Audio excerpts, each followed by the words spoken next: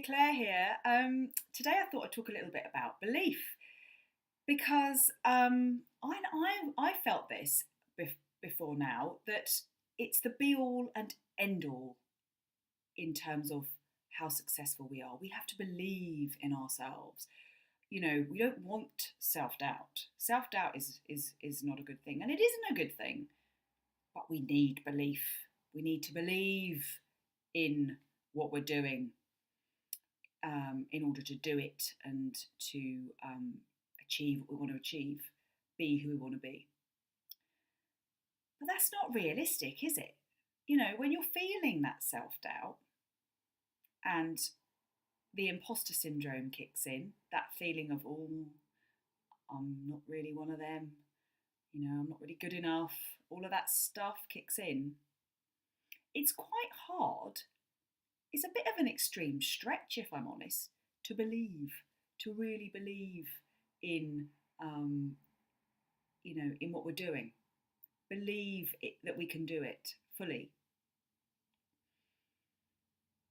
It really is a lifetime of thinking a certain way. And, you know, our brain loves to look for evidence that its current thinking, for want of a better word, its current take on things is right. It's looking for evidence that it's right. We look for evidence that we're right.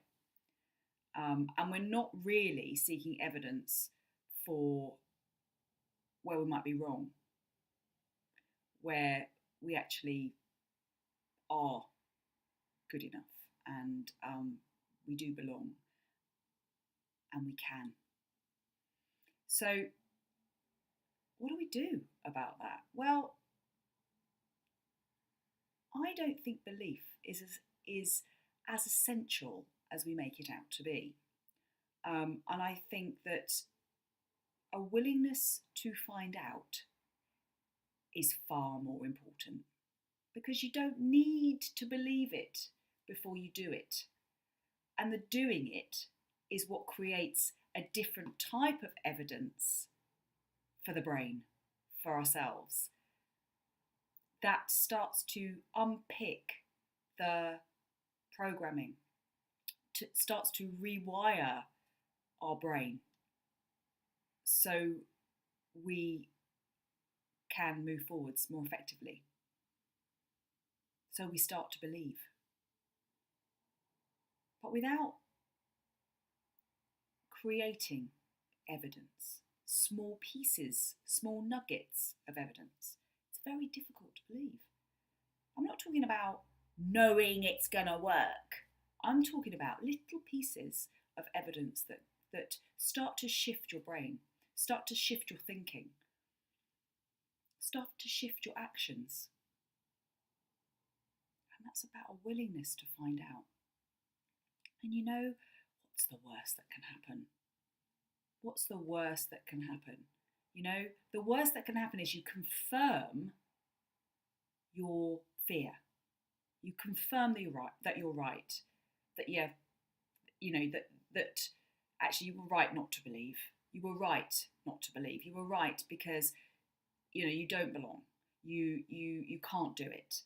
You're not good enough, or whatever that is. You confirm your worst fears. But if you're living your life in a way that you believe that already, right? You believe that already, like it's real, like it's confirmed, like you've got the evidence. You're in a no-lose situation, because to find out is just going to confirm that or open up a whole new world of possibilities. You know, you're going to disprove what you're currently believing. And you're going to create that evidence. You're going to create a better belief system. But you don't need to believe it before you do it. You just need a willingness to find out.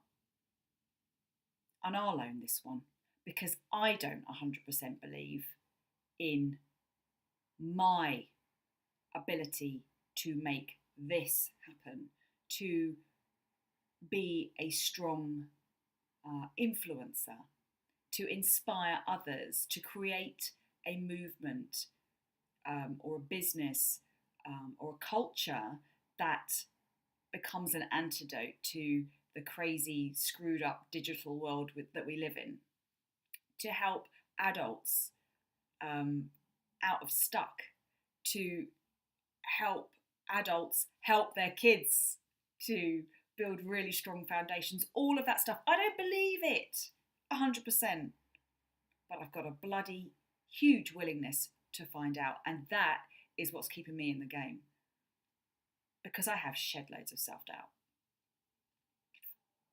Shed loads. And a vicious inner critic. But I've got a willingness to find out. And that's what's keeping me in the game today. See you later.